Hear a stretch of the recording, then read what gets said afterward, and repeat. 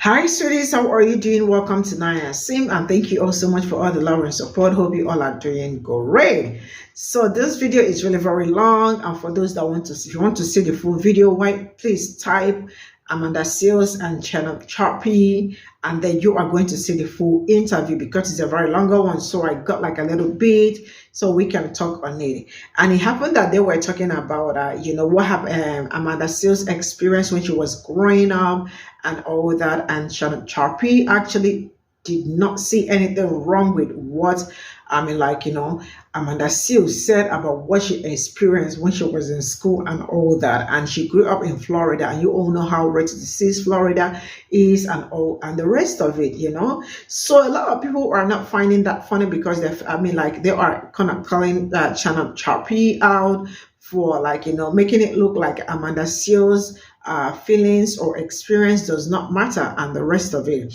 Now it's about racism and all that, and it looks like he was trying to make excuse or something for the people that bullied Amanda Seals, back then and all that. And I really do like how Amanda Seals handled everything, and it was really I think it was just a little bit kind of wrong platform for her to be in, and the person she was also conversing with does not have the depth, and it's more kind of lighthearted and surface based. So if he were some people might not really have that capability or something to converse and all that. Let's get into.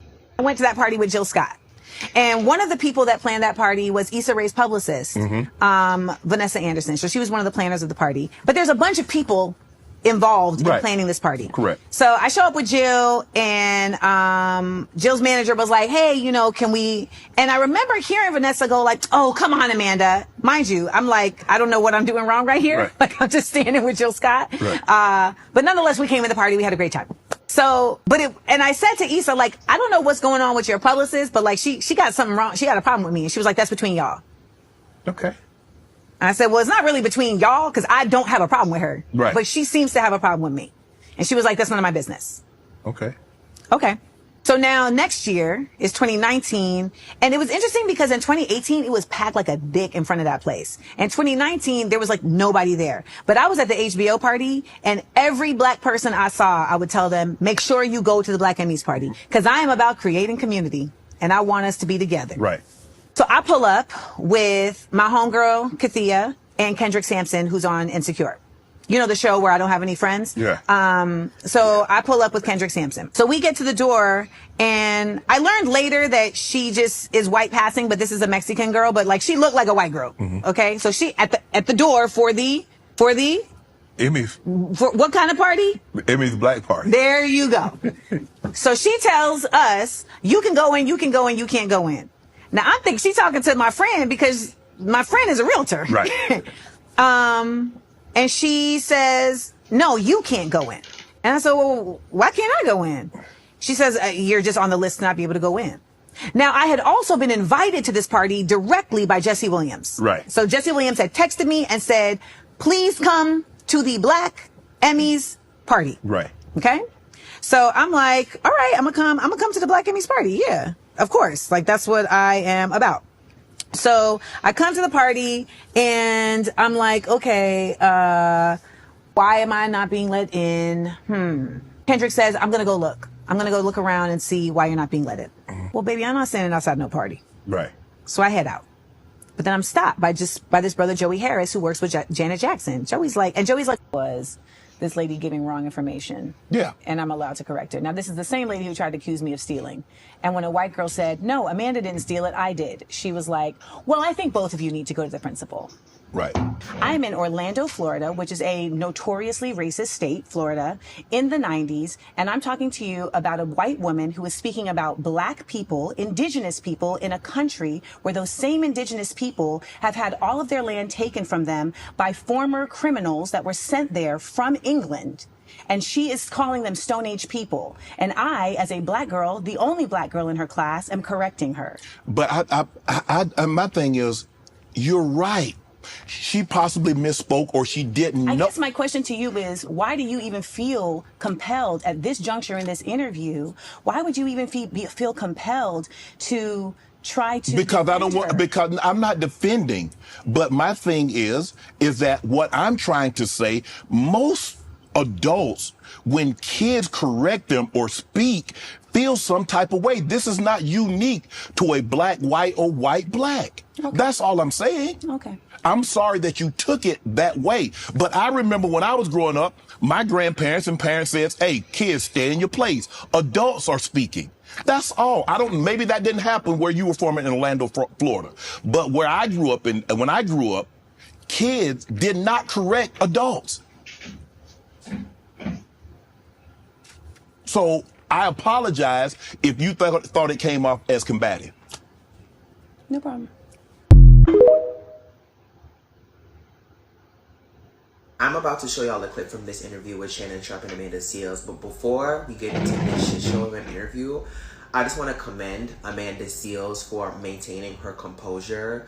You could literally see her exercise restraint and control, but still deliver her point of view with precision, with ease, with grace. And she still took on the responsibility of trying to offer up an informed perspective and providing education, even in the face of Shannon Sharpe pushing back and just being combative. But yeah, I just want to state, and I already said this on Twitter, Shannon Sharpe is way out of his depth in some of these interviews. He does not have the range or the bandwidth to be engaging in socio-political discourse, especially as it pertains to race, and especially with somebody like Amanda Seales. He's a case study for everything wrong with podcast culture today. Like, not everybody needs to be holding on tight, firmly to a cue card or sitting in front of a mic. Not everybody with social capital needs to be at the forefront of certain conversations. I hope that doesn't come off as, me being elitist or me trying to position myself in Amanda Seales as like intellectually, academically superior. That's just the fact of the matter. Not everybody within the community, and I'm speaking intercommunally, right? Like, not everybody who's black has the range. In some cases, it's not enough to have lived experiences. Sometimes our indoctrination, our brainwashing, our conditioning act as filters, and it prevents us. It serves as a barrier to understanding and picking up on how the world subjugates black folk, how the world disenfranchises us. So in the case of Shannon Sharpe, you have to commit to listening. You have to commit to reading. You have to commit to being in community and listening to your community, listening to the people who know more than you, listening to the people who have a different perspective, who have that knowledge, who have the experience. And I don't know, he didn't really exemplify that in this interview, but you guys will see.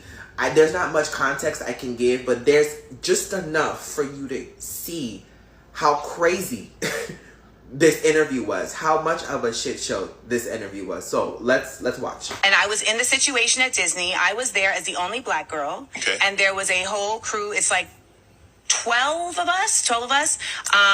And so I was called an N-word right there while I was there. And I was also bullied while I was there because I was told that you're only here because you're black. You can't really dance. You're just here because you're black. So don't get any ideas. So that's what I'm being told by the other children. Does that suffice as racist to you, or would you want to call it something else? Is that just kids being mean? The kids. So let me ask you a question. As a child, you never said anything derogatory? You was just this model citizen as a child? I mean, children.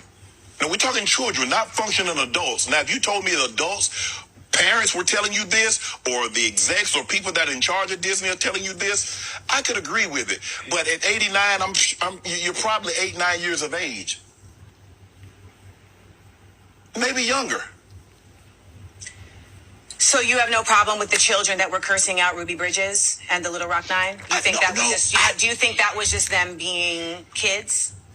Two things can be true. Kids can be kids and not function as an adult, and things can be wrong. And sometimes when kids say things, they're repeating what they heard their parents say. They don't know it's wrong. So what about the children who are receiving it that know it's wrong? Does that not matter? Yes. So if I'm 10 and I'm receiving that treatment, and I know it's wrong, does it make my experience of it less? It doesn't make it any less less valid. No. So that's what we're here to talk about. My experience. Yes. So my experience is that I experienced that, and it was difficult. So that's the valid part of this. I'm not here to protect those people. If I have an experience, and you're telling me that my experience isn't what it is. No, You're telling me that my thinking somebody is racist, who I was in a classroom with for a year, that you have never met, you are emitting doubt upon that because of your own experiences. No, I was talking about the teacher and you. Right. And I said in your I believe based on my experience, and a lot of people, is that kids correct an adult, right, no matter what society it is frowned upon. That's what I was saying. Okay. You took it as that I'm trying to minimize your experience and say, well, I'm defending her when I wasn't. Okay. I think there's something worth saying that could come off that way, and it should be something to consider. Well, see, again, you're going to consider it your way because you see things, like you said, you see things through your prism. Okay. I think it's fascinating to watch you accuse me of doing the thing that you're doing. No, fascinating. I think it's fascinating. This is your interview, so I won't interject what but anyway, your mom is white. My mother is not white. Amanda Seales, girl, gosh, shout out to you. There was another subject that mattered that I want to touch and go with, especially to touch. I want to give you a storyline. She talked about her, way she was being raised in Orlando, Florida, and she said it was racist. And sure enough, it is. Florida is racist. It's one of the racist states in America, that and Texas. And I don't care what anybody has to say, it is racist. I can give you a storyline. A very good close friend of mine, well, she passed away several years ago, but when she was alive, she had purchased a property, a lot of acres of property in Florida. And now what you call is West Palm Beach. And it was an area where it was mostly people in the community where you call out their names, they're so sensitive and always say that you're anti-something, all right? Now, she bought those acres of land, and she did it a long time ago alongside with her niece. And she also did it as an investment. Now, at the time when they were building houses and she was getting a good deal, she pretty much, built up properties, as a business entity. And this is the reason why I say how racist Florida is. They started certain areas that if they don't want you there, that's when they started to turn around and do HOAs. Because I always wanted to know why all of a sudden these houses are always HOAs and why they can't just be designated to the property owner and so forth. And this is how I know that people in this country, no matter how you buy a house, no matter what state you are, you don't own your land. No. Because if the government wants to take it, which is edit domain, they'll turn around and take it regardless, especially in the South or anywhere. So anyway, she built up these houses with the help of her niece, and her niece had taken one of the houses. I think her niece had left in 2005, and her daughter. So anyway, the other land, she decided to sell. And the company wanted her. One day she received a letter, and they told her that now the neighborhood is going to be, soon as she moved there, and they started seeing people of her color like me living there, because over there was a predominantly suburban area for certain people like who. So she said she noticed when she received the letter, they were telling her that she have to register all her properties from HOA. Now, remind you, she was exempt from that because she had bought the land and attached the land on the property in the early 90s. So at that time, they didn't start doing HOAs probably roughly in the mid and the late of the 90s going into the 2000s, because they wanted to make sure they were designated for certain people in certain neighborhoods. And that is what they were doing in Florida. They try to say, no, it's not true. Yes, it was. Because imagine if you was living in Springfield and a place called Sunrise, and that was predominantly Caucasian owned. and you move in there as a black American, whether you was from the descendants of whatever, the next minute you see your neighbors putting a for sale sign. Yeah. Okay? Yeah, because they didn't want certain people living in their neighborhood around them. And talk about, oh, they need to live in another place or they're moving because of their business. Yeah. So that's when they started coming with HOAs and having people to try to pre-screen who and what to come into the neighborhood. That's how HOAs started. So anyway, she said she received her letter and she gave them her contract, how when she bought the place, that how she's one of those people that exempt. So it was to the point that they run to their society and run to the federal government, and yes, to the federal government, to make sure that this law was in effect, meaning they went to the Congress people and went to their senator. And they at the one time they had a senator at the time before DeSantis was racist as hell. So he turned around and he said, yes, you have to follow the rules and regulations. This is the new charter, blah, blah, blah. This is what they telling the woman. So meanwhile, she said, okay, little did they know there was a country club that was not owned by the country club. Their attachment was on top of the land, and they didn't know who was the actual person. Come to find out she was, because like I said, she bought a lot of land in Florida. So she said she wrote a letter. Well, actually, her lawyer wrote a letter saying to them that if all the people them that was on the list of the committee of the HBO, she had a list of all the names and all the lists of the people them, including the person who was the senator who was part of that country club, because they turned it into a golf tournament, but they subleased the land. She told them that she wants each and every one of them to be removed off the membership of the land because they cannot be trespassing on her property.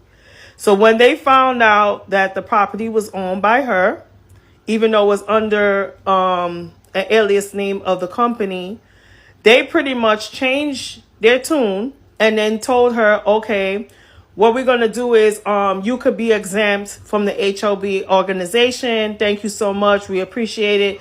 And you can allow the people them on the list to be on the list. And thank you for your services.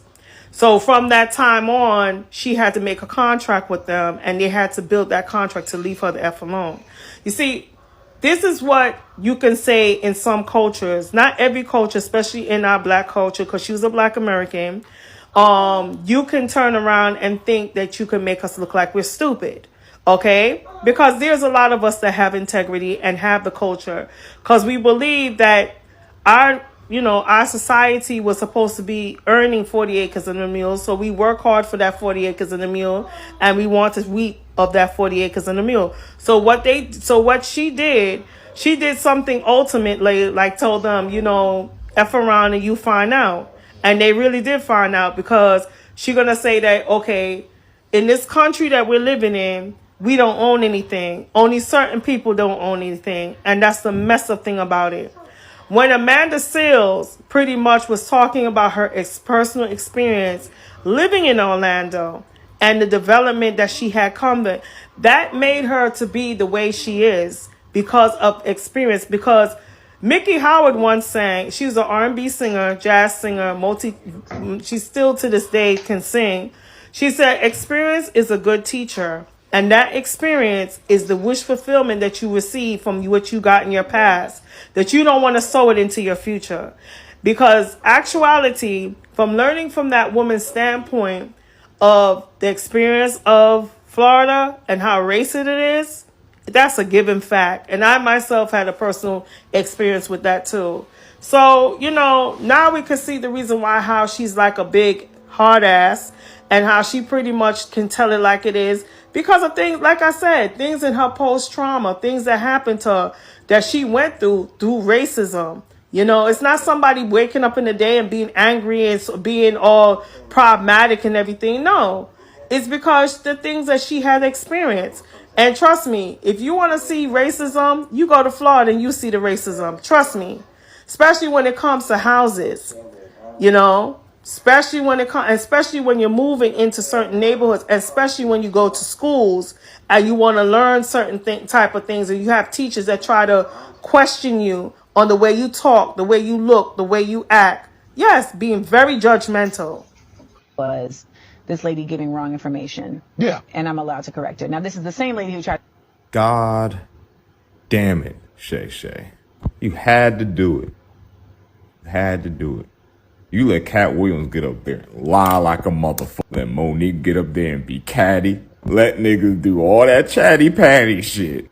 But you're correcting a black girl for saying that she stood up to a white woman calling the indigenous people Stone Age people. That's legitimately racist, my nigga. I know you like fucking white women, but I need you to that was some hardcore coon. If y'all the same niggas that were trying to ostracize Amanda Seales saying she has to be right, you're trying to correct her about her standing up for herself as a young girl, as the only black girl, saying that they're not Stone Age people. They're not. My son corrects teachers all the time when they talk about Africa, talk about it like it's a country. No, ma'am, it's a continent. Because none of y'all gonna correct that shit because it's not y'all native land, so y'all don't give a fuck. We not doing that, and you're not gonna violate Africa in here. I don't give a fuck what they tell you on the news. The GDP in some African nations make some states in the United States like third world countries they goddamn self. It will level. I ain't expect that was some cooning, Shay.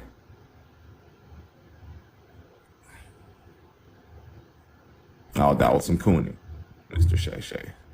Sorry, bro. And let's bite this in the ass because I think the bigger thing is this.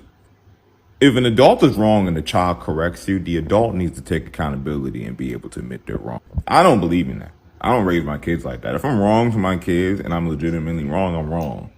And I need to be able to tell them I was wrong.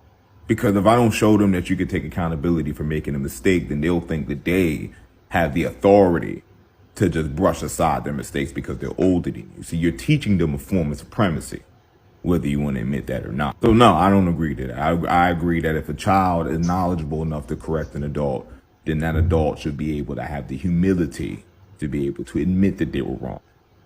We foster intelligence. We don't stifle it because of our ego. In my opinion, personally. Am I perfect? Nah, I got 3 kids. There's some time where I ask them to do something, I don't want to hear shit. But there's times where I know I'm wrong. And the last thing I want to do is if we both know we're wrong, I don't tell them that I'm wrong.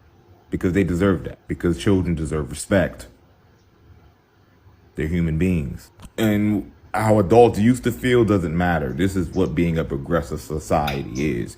It's we're progressing forward. So what you used to be bothered by, you need to suck that shit up. So I just finished watching Amanda Seales' interview with Shannon Sharpe.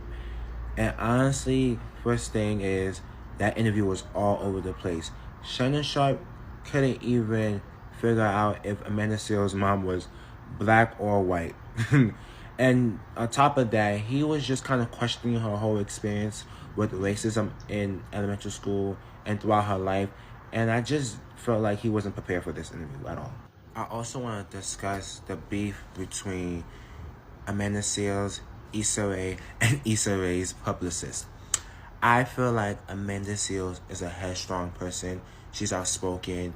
She says how she feels in that moment. She doesn't sugarcoat anything. That can make a lot of people feel uncomfortable, right? And it's also hard for people to digest her personality. However, I can say this. Amanda Seales has always been the person to advocate for what's right and to advocate for the black community. And I honestly respect her for that. I think Issa Rae was trying to look at it from a business perspective in terms of how she's going to handle the conflict between her publicist and Amanda Seales. And she didn't want that interfering with her business or with her money. So it felt kind of like she had to low-key side with the publicist because her publicist is helping her with the career. And Amanda Seales is just a former castmate, or was a castmate at the time.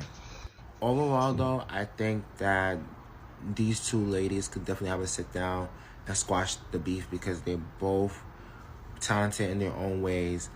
And I really hope that they just sweep this beef under the rug and call it a day. But yeah, that's just my thoughts on this. Let me know how you guys feel in the comments. I I related so strongly to Amanda in that interview, especially in my career field. Being a strongly opinionated, heavily outspoken Black woman earns you no friends in a space that favors conformity, that favors stereotypic behaviors. We have all heard about the horrors of Hollywood, right? And how, Black women are fighting for better and more equal pay. And it's the same energy that exists in a space like medicine. So these elitist 1% type of fields where people genuinely feel like, how dare you say anything other than gratefulness and happiness because you should just be lucky that you're here. They want you to shut up, sit down, and eat your food. And when you don't do that, oh goodness, you are every type of villain in the book. And here's the kicker. They could not wait to throw that villainous archetype onto you because they already perceive Black women to be this way. We are constantly having to fight and battle unconscious bias and stereotypes. When another race of women is talking back, oh, they're spicy, they're fiery, they're just outside the box. But when we do it, oh no, whole production shuts down. It is literally career ending to hear that you are difficult to work with as a Black woman. That is a stain on your name. I remember Will Smith and the Black Aunt Viv and how she was speaking about her experience and what was said about her on set. And this relates to this phenomenon that I actually learned about on TikTok. And it's called the fear of being perceived, which essentially is this anxiety that you have about how other people think about you. I don't have a fear. I have an irritation because I already know that you are just waiting to misunderstand me. It is exhausting having to be very calculated with your words and your actions and having to over-explain yourself. No, I don't dislike you simply because I didn't wave to you for the 3rd time today. And it's like, what more do you want from Black women? We are not allowed to exist in our excellence in peace. We are not allowed to voice our opinions in peace, right? Like, we just can't win. And that is why I simply stopped caring. I say this all the time on my page, and I'm going to continue to say it, right? There is nothing that I can do about the implicit and unconscious biases that you already had against me. I am not going to live my life trying to prove you wrong. And I don't know, I just hate to see it, right? I hate to see Black women being crucified by simply existing in their truth. Shannon Sharpe listens to react instead of listening to hear or understand. For me, that was one of the biggest problems in regards to the Amanda Seales interview because of the fact that he was very dismissive about her experience and the multiple times she had to tell him that her mother is Black, as if that was just not penetrating to him at all. The way he was very dismissive of her experience in Florida and the racist things that she was being told by her own classmates. And as children, you're taught right from wrong. And the moment it clicked is when she brought up Ruby Bridges as the comparison. So how can you understand why those children and teenagers were racist to Ruby Bridges, but somehow you can't also comprehend in the same breath about my own experience because they were children? The interview was okay, and Amanda deserves her flowers for her patience and restraint. Shannon Sharpe needs to work on his interviewing skills as well as his ability to listen, to hear, and understand. That Shannon Sharpe and Amanda Seales interview, y'all had me on edge, okay? She was fighting for her life, but really not, but really was. Because that literally is an example of what happens on a regular basis when you are more emotionally intelligent, so you do the work to become aware of yourself in all spaces, and also aware that people have different spaces than you, so you're able to come to a medium so that the communication can happen. But the person who was a little bit more emotionally intelligent and aware of themselves do more of the work in order to make the spaces functional. Literally, she said this, and I cannot believe I had to witness this. Like, it was so hard. Like, she intrinsically knew herself, and talking to somebody that's just ready to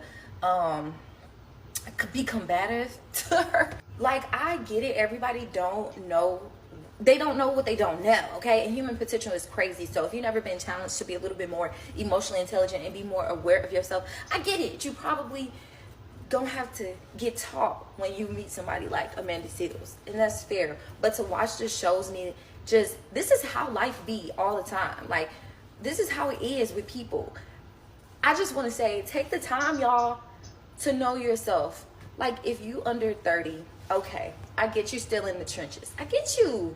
I get that you still roughing it out. But having emotional intelligence and going within y'all is something that we should just be doing. Like, you should just be curious about your situation and wanting to be better. Like how you show up. That whole, oh, this is how I was raised, just does not work no more. Like, it doesn't work. You have to really look at your life and what you've been through, learn the lessons, be able to articulate how you're going to show up and try to be better. I'm sparing nothing, okay? Sorry, at this point, your feelings are going to be hurt. You're going to have to be offended. I used to literally be like, oh, I don't want that person was this. No. You have to come to terms with yourself. You have to come to terms with what you've been through. At some point, it's like, okay, you're like a warts of society when you choose to not do the work. And we call it the work, but it's really life. Like, we get one life. This is our existence. How you show up, this is our one existence. And you not doing the work. It's the bare minimum. Get your shit together.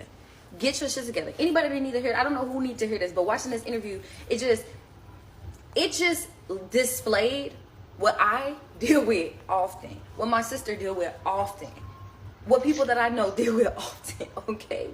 Do the work, because that shit is crazy.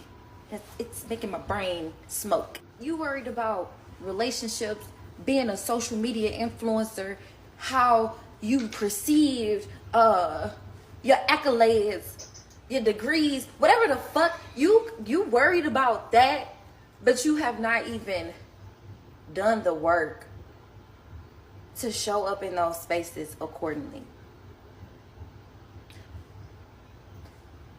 And the work is so simple. Meditate in the morning time. Go with it. Write in your journal. Look at your life. I'm sorry. If you used to, trigger warning, if you used to get abused, if you were abandoned, if you were sexually assaulted, if you had things that went on in your life, which all of us have gone through things, you must do the work.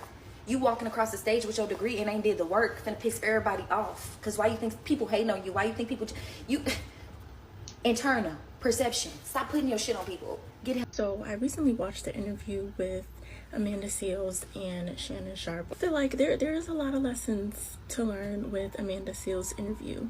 A lot of outspoken, educated, or education aside, a lot of outspoken Black women have experienced with us being told we're too much within the workplace or in a place where we exude certain energies that people are uncomfortable with, and that really isn't our problem. Directly quoted from her, you're doing too much, or I feel like you're trying to outdo me, or simply with the I just don't like you. Considering, really sit back and thinking, man, like, that has to be deteriorating to somebody's mental health. That has to be impacting somebody's mental health. Stop telling people they're too much because you see them as a threat. There is a lot to learn from Amanda Seales' experience. It's a lot to gain from her interview. If you haven't watched that interview yet, you need to watch it. By now, you've seen every reaction when it comes to the over 3 hour interview that Amanda Seales did with Shannon Sharpe on Club Shay Shay. But this particular moment when she schools Shannon Sharpe on her perspective when it comes to psychics and mediums, that stood out to me. How can you not believe in psychics and believe in God? No, you're no psychic. What do you, wait, let's take No, we're not, no. Listen to me. Let's take a moment. Yes. If you believe in God, then you believe in a spiritual power that is greater than all of us. You also believe that there are people who are able to access that in ways that others cannot. Do you not?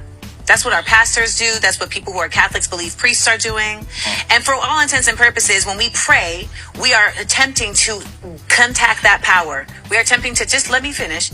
We are attempting to tap in to that power, to tap into that energy and bring it to us as we are continuing to bring it to them.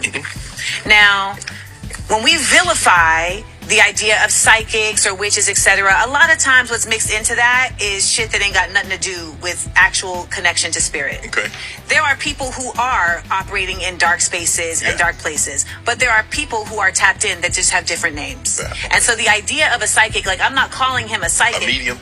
A medium, or somebody who is literally just more connected. I am very connected to, like, I'm empathic. I can feel. I'm very connected to just nature, to the vibration of things, because I want to be, but also because I'm an artist, right? Like, I can make something from nothing. Like, there's something that is really unique in that ability to do so. So when I'm talking about someone who is able to read you, it's not that they're dealing with dark magic. It's that they are able to see their prophets. So it's just language. But as long as it's done in love, it's all coming from the same place. So I recently watched the interview with Amanda Seales and Shannon Sharpe. I feel like there is a lot of lessons to learn with Amanda Seales' interview. A lot of outspoken, educated, or education aside, a lot of outspoken Black women have experienced with us being told we're too much within the workplace, or in a place where we exude certain energies that people are uncomfortable with, and that really isn't our problem. Directly quoted from her, "You're doing too much," or "I feel like you're trying to outdo me," or simply with the "I just don't like you." Considering, really sit back and thinking, man, like, that has to be deteriorating to somebody's mental health. That has to be impacting somebody's mental health. Stop telling people they're too much because you see them as a threat.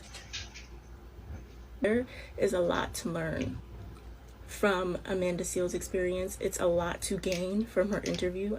If you haven't watched that interview yet, you need to watch it. But anyway, your mom is white. My mother is not white. Is your Why mom? do people keep saying my mother is white? She's West Indian, so... She is a Black woman from Grenada, which is a Black island.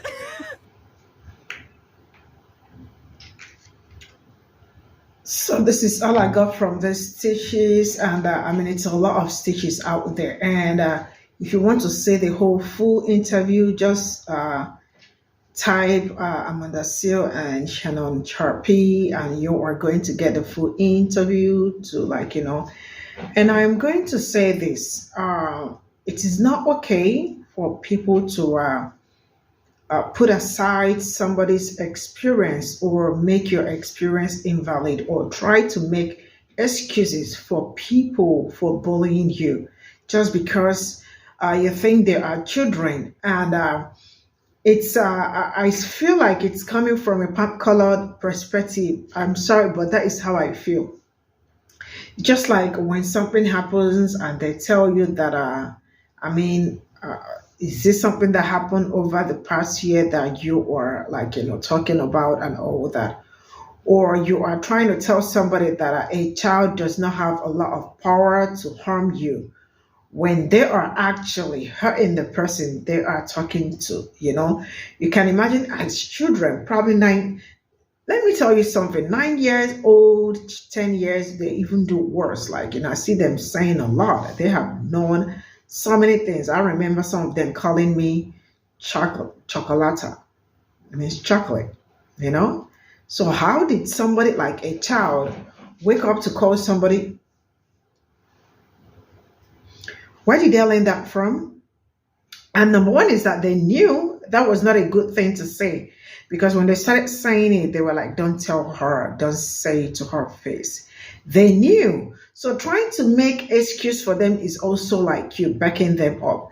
Like I keep saying, it's pop-colored people saying that are teaching their kids or trying to enlighten their kids about, CRT or something like that, that it hurts their feelings. But when it hurts their feelings, it gets a Black child unalive or puts them in danger, right? That's why I am always of the opinion that a child can also take accountability, especially when they know that what they are doing is wrong. So they called her, they used that on her, the N word, and told her some certain things. You are Black, you cannot dance. And see, when people start talking, like, sometimes it's beyond what they learn from that child, because you can actually learn something without knowing it. But when you start using it, and when you start saying it like you know it, like you understand it, you fully understand it, trust me, you fully understood what you are doing or understand what you are doing. So I think it's crazy, because how can you have a different, we all can have, during and let's say they were interacting, it's okay to have different perspective, like different experiences, or have different opinion, right? but you don't have to double down on somebody's experience or trying to make that person's experience invalid. I think no, I think that it's really very wrong on his own side, and it's not like, some people just want to say some certain things or trying to say, because I still see a lot of people saying Amanda Seales probably is trying to be like, very sensitive and all that.